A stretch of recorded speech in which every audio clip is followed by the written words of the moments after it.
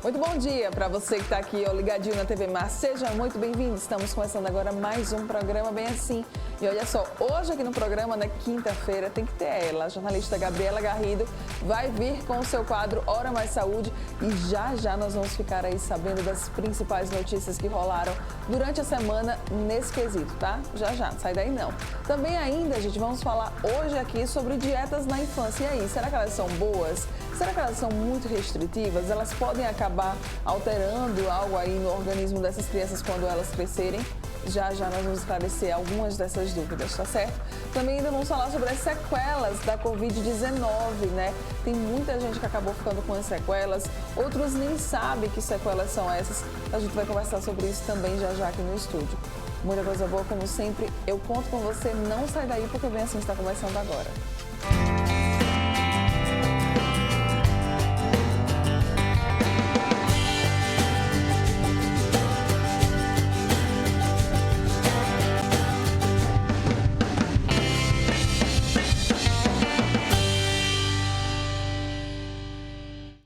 Bom dia mais uma vez para você que está aqui ligadinho na TV Mar, você que nos acompanha, que nos assiste aí pelo canal 525 da NET Claro ou pelo canal 25, pelo portal gazetaweb.com ou ainda pelo nosso aplicativo da TV Mar. Sejam todos muito bem-vindos. Muito obrigada, tá, pela presença, pela companhia de cada um de vocês. Gosto sempre de lembrar que todos os dias, sim, das nossas redes sociais, vai lá nos nossos perfis dos principais canais digitais, você também consegue interagir com a gente, conversar, acompanhar as nossas postagens, tá? Estamos te aguardando. Estamos lá no Instagram, no YouTube, no Facebook e também no Twitter. Coloca lá, TV Mar Canal 525, facinho, você vai nos achar logo, tá certo? Lembrando, né, também ainda que nós temos o nosso contato de WhatsApp, que é por onde você consegue entrar em contato, conversar com o pessoal da nossa produção, ok? Vamos lá começar o nosso dia de hoje. Quinta-feira, né, como eu falei logo no comecinho do programa, na abertura, hoje é dia do quadro Hora Mais Saúde.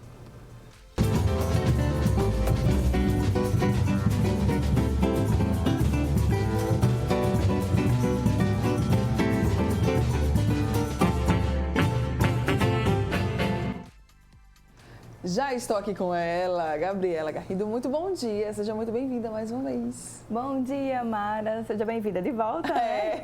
Bom dia a todos que nos assistem também. Vamos começar então as notícias? Vamos, quero saber qual que é a primeira notícia, o primeiro destaque que você trouxe aí pra gente.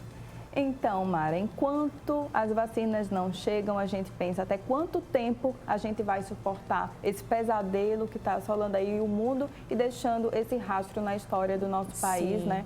Dia após dia a gente vê um caso, um dia novo, um novo recorde de mortes, mais pessoas sendo infectadas, de repente a gente se depara, poxa, alguém da nossa família já se foi. É muito difícil, muito complicado. Nós, jornalistas, também acabamos ficando na linha de frente e encarando essa realidade, de fato, ali de cara, né? Sim. E é muito difícil para nós, imagina para as pessoas que já estão ali, lidando com a morte cara a cara. E é sobre isso que eu começo a Hora Mais Saúde de hoje, Mara, porque foi feita uma pesquisa em 36 hospitais, mais precisamente nas unidades de terapia intensiva, Sim, com mais de 700 profissionais, lembrando que são hospitais públicos e privados, e foi levantado aí que a cada 6 profissionais, um já está com esgotamento emocional e cansaço do trabalho, que a gente chama de síndrome de burnout. Certo. Então, isso é muito triste porque leva a outras complicações, como depressão, inclusive dessa quantidade, 100 em média já estão com depressão e outro quantitativo de ansiedade também. Essas pessoas, né, a gente sabe muito bem que existem várias formas de tratamento para vários tipos de doenças psíquicas. Mas nesse caso, e eu andei lendo e pesquisando bastante, só há algumas maneiras de melhorar. A primeira delas seria com relação a fazer mudanças no trabalho. Mas aí a gente pensa, devido a essa pandemia de Covid-19, a gente consegue fazer alguma mudança no trabalho? É impossível. Sim. Então, para a gente saber o que é que se pode fazer nessa situação, qual alternativa a gente poderia levar para essas pessoas que também não vão ter tempo de ir ao psicólogo nesse momento, eu conversei com o psicólogo Iago Barros, que ele vai explicar para a gente algumas coisinhas que esses profissionais podem fazer para aliviar essa dor, nesse cansaço que eles estão carregando nesse momento. Vamos ver? Vamos lá, vamos ver então. Coloca aí, muito importante essa mensagem. Bom dia, Gabi. Primeiramente, eu gostaria de agradecer o convite e dizer que lhe admiro muito como profissional e pessoa. Então, através de trabalhos acadêmicos realizados, vou sugerir alguns tipos de intervenções que os profissionais da saúde frente ao Covid podem realizar aí de casa. A primeira delas é realizar atividades físicas e prazerosas. Quando realizar esses tipos de atividades, diminui o nível de cortisol no sangue, e o cortisol é um hormônio estressor. Além também de realizar a prática da meditação, uma boa alimentação e um sono regulado. Também avaliar a carga de trabalho, ver se ela também não está em excesso. Caso ela esteja, é importante que diminua. Observar como andam os sintomas físicos, é importante, e ver se não tem nenhuma relação com algum outro problema de saúde já. Caso tenha alguma relação com algum problema de saúde, é importante que o profissional tenha cuidado. Enfatizar a importância da psicoterapia e ressaltar a importância de políticas públicas para os profissionais da saúde. Eu queria só fazer assim, um adendo, Gabriel, que você está trazendo aqui para a gente, porque se para você, talvez você esteja ficando em casa, ou até mesmo agora, por conta do novo decreto, você esteja chateado porque você tem que ficar em casa, imagina esses profissionais que estão dando tudo e mais um pouco de si há um ano. Não tem nem essa chance, fazendo plantões loucos, eu digo isso porque eu tenho amigos médicos que estão trabalhando na linha de frente, que passam às vezes 48 horas em um plantão, dormem muito pouco, se alimentam muito mal, não tem tempo de ir para terapia, não tem tempo de fazer uma atividade física e que estão vendo agora, estão vivendo o pior momento da pandemia.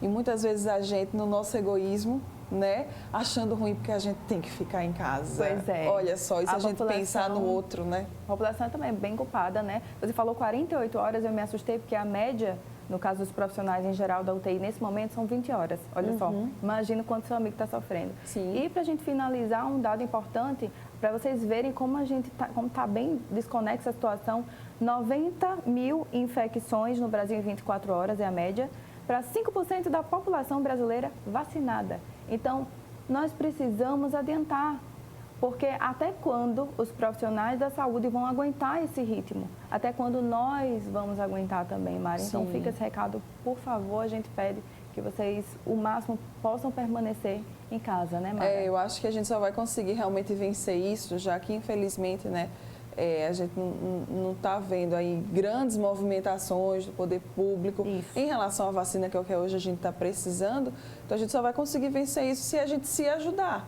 Então, é cada um realmente fazendo a sua parte. Se pode ficar em casa, fica, Se pode colaborar com os empresários, os empreendedores, pedindo, nos deliveries, faz isso. Eu acho que é uma cadeia e que a gente agora realmente tem que se dar a mão e se ajudar nesse momento. Com certeza, Mari, bem colocado. Bom, e você já ouviu falar alguma vez na sua vida que existe pílula anticoncepcional para homem? Nunca, Só para mulher. Eu também não. Só a mulher que tem essa obrigação, A gente não se pergunta isso. Eu tenho 25 anos, eu nunca me perguntei isso, você acredita? Mas sabe por quê, Mara? Antes da gente abordar esse assunto, que está bem em vigor aí na internet, a gente coloca para pensar por que a mulher assumiu toda essa obrigação, essa responsabilidade pela reprodução em si, Não só por ter, já basta ter a criança, que é bem difícil para nós mulheres, a menstruação em si, mas também ter essa contracepção, Então, assim, por que não? Bom, aqui diz o seguinte, uma pesquisa que foi realizada lá fora, falou que a dificuldade está em relação a controlar a quantidade de espermas do homem. Sim. Porque a mulher só libera um óvulo, então é bem mais fácil cuidar da mulher nesse sentido do que do homem. Sim. Já existem pesquisas relacionadas à produção dessa pílula lá fora, mas ainda está em fase de teste em animais, que seria, por exemplo, duas áreas de pesquisa, só para vocês entenderem. Uma focada na contracepção com hormônios sintéticos, no intuito de fazer temporariamente esses espermas pararem de funcionar ali no momento, e outra que evita que os espermatozoides entrem na vagina e consigam fecundar. Então, já foi feito na realidade, em 2016, um teste em que eles injetaram testosterona mais uma série de hormônios à base de progesterona, acho que é uma coisa assim. E os homens acabaram tendo algumas reações que nós mulheres já temos. Por exemplo, o aumento de espinhas, dor de cabeça. Os efeitozinhos, né, colaterais. Exatamente. Alguns efeitos que eles consideraram uma coisa absurda e disseram que não queriam sentir aquilo, que não era intolerável. E aí a gente se coloca realmente, né? Quem é o sexo frágil? Eles não aguentaram ali naquele momento. Então, mas a pesquisa continuou, né? Mas a gente pensa que só vai estar pronta daqui a 10 anos, né? Em estudo tem uma pílula chamada Pílula dos Lençóis Limpos, Sim. que já foi testada, como eu já falei, em animais, mas que ela funcionaria limitando aí a liberação de esperma ao prevenir a saída do líquido, no caso que os transporta, evitaria gestações indesejadas e até doenças sexualmente transmissíveis.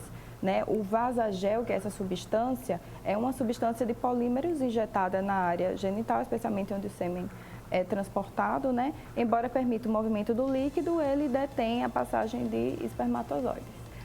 Vamos trabalhar na indústria, a gente precisa. As mulheres aí têm um leque de opções de métodos contraceptivos. Exatamente. Os homens não têm nenhum, gente. Por favor, só a camisinha, né? E a vasectomia, né? Se quiser Exatamente. fazer. A camisinha desde o século XVIII já existem relatos de que ela já existia, né? É uma opção barata, eficaz contra gravidez, né, indesejadas e doenças sexualmente transmissíveis. Para a indústria farmacêutica, é bem mais vantagem ter a pílula da mulher, porque a mulher, com a independência dela, hoje em dia pode comprar sozinha e tal, mas na minha opinião, eu acho que nessa parte a contracepção ela deve ser compartilhada entre o casal e não ficar essa responsabilidade só para a mulher, porque ela já tem muita responsabilidade. Pois né? é. E aí, o que você acha, hein? Queremos saber a sua opinião. Vai lá no Instagram da Gabi e deixa lá a sua opinião. Quero saber isso daí. Temos mais notícias? Temos sim. Vamos lá, A gente acompanhou, Mara, há um tempo atrás, um monte de mulheres indesejadas com cirurgias plásticas referente ao implante de silicone por medo de haver essa doença de silicone, por medo de ter infecções e tal. E eu fiquei bem feliz ao saber que existe uma técnica já bem desenvolvida, é uma técnica norte-americana, desenvolvida no Texas, e que já tem mais de 100 profissionais no Brasil que estão realizando esse procedimento. Chama R24R, a técnica de recuperação rápida, em que a mulher ela já consegue 24 horas depois da cirurgia levantar os braços.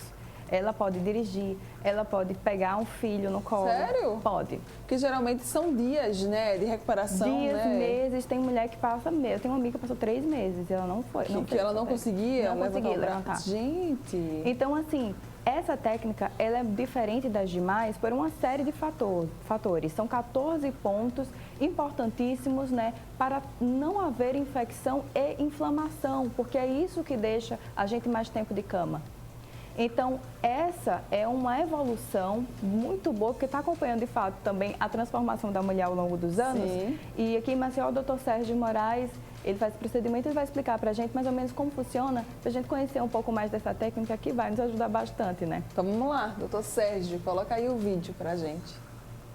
Eu queria falar sobre essa técnica de R24R, que é de uma recuperação rápida e que está bem ligada à questão da liberdade da mulher, de quão feminina ela pode ser e também de quão ativa na sociedade, né? Então, a técnica de recuperação rápida nasceu lá no Texas. Eu tive a oportunidade de me aperfeiçoar, principalmente com o Dr. Tiago Cavalcante, lá em Santa Catarina.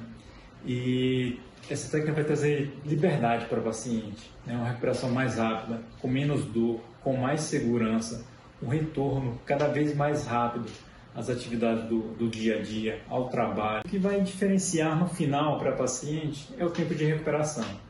Se de um lado tem a cirurgia tradicional, em que a paciente vai levar 15 a 20 dias para levantar um braço, se recuperar, né? Ter aquela queixa imensa de dor. Do outro lado, eu tenho exemplos de pacientes, por exemplo, que operam numa sexta-feira e na segunda estão trabalhando e os colegas de trabalho nem sabem que elas foram operadas, né? Ter essa liberdade, né? Essa possibilidade de escolha, essa grande vantagem de retornar mais rápido ao trabalho, de não ficar uma doente. Olha aí, então, o doutor Sérgio, né, explicando para a gente um pouquinho mais sobre essa nova técnica. Já está disponível aqui no Brasil? Já está disponível aqui em Maceió. Ah, aqui em Maceió? Já. Gente, que legal! Pois é, muito legal e impede aí que a mulher tenha uma contratura capsular, né? Sim. Que é induzida, no caso, por uma infecção. Então, essa contratura é quando a prótese fica encapsulada, que a gente chama. E é muito legal, Mara, é uma cirurgia muito limpa, eles fazem a dissecção ali dos... Eles secam o sangue ali na hora que está saindo do vasinho. A prótese tem que ser embaixo do músculo para poder ter essa recuperação rápida, né? E é muito tranquilo, não precisa de uma prótese exageradamente grande, porque eles fazem a composição com gordura, desenham o colo. Então, assim, é muito interessante vocês procurarem saber mais. Às vezes essas técnicas novas, né, elas até custam mais caro do que as técnicas antigas, elas daí também devem custar, né? Eu imaginei isso. Só que aí, às vezes vale mais a pena depender da rotina da pessoa, do dia a dia, né? Exatamente, tempo é dinheiro, vale a pena, exatamente. O tempo que você está aí perdendo para se recuperar, você pode estar fazendo as suas coisas, né? Voltando à sua vida normal. E para fechar, eu estou aqui pescando, tem uma biofábrica de mosquitos, como é que é isso? Eu adoro que a Gabi traz essas coisas assim pra gente. Fala pra gente. É verdade, eu quando estava lendo ontem, caiu assim como uma luva para eu terminar, porque eu queria uma coisa assim inacreditável mesmo. Lá em Minas Gerais, nas cidades que foram atingidas pelo desastre de Brumadinho lá, estava tendo um surto lá de dengue, doenças que são transmitidas pelo mosquito. Né? Então, assim, a gente fica pensando qual seria a maneira mais prudente de tratar, de ajudar aquelas pessoas que já ficaram numa situação bem complicada. Mas aí, o governo de Minas Gerais, né, em parceria com a mineradora Vale, está prevendo a implementação desse projeto aí, que é colocar uma biofábrica de mosquitos. E já existem mosquitos, que já foi inserido uma bactéria dentro. Sim. Essa bactéria, quando ela é inserida nas fêmeas, as fêmeas cruzam e os ovos eles não nascem mais. Porque eles diminuem, com a bactéria infectando os mosquitos, eles diminuem o tempo de vida. Sim. Então, assim, não vai nascer mais tanto mosquito e os que nascerem vão sobreviver menos. Então, essa bactéria introduzida nos mosquitos, ela é capaz de evitar várias doenças, né? Zika, febre chikungunya, a própria dengue, né? Febre amarela, né, também, Exatamente. Né? Então, a construção dessa biofábrica deve levar 15 meses e o custo da obra está estimado em mais de 10 milhões. Nossa. Eita, mosquito caro. O uso da bactéria começou lá na Austrália, já deu certo, vários testes, né? O Brasil é conduzido aí nesse projeto pela Fundação Oswaldo Cruz, a Fiocruz, com apoio do Ministério da Saúde.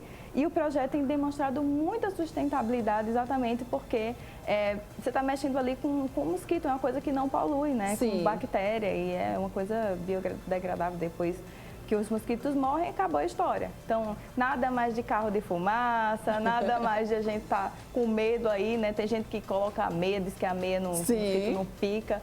Mas vamos ver, né, se esse projeto der certo, graças a Deus aí que se espalhe pelo Brasil e a gente fique livre dessas doenças, né, desses vírus terríveis. A gente torce muito para que dê certo aí, como combater mosquito, criando mosquito, só que um mosquito diferente, né?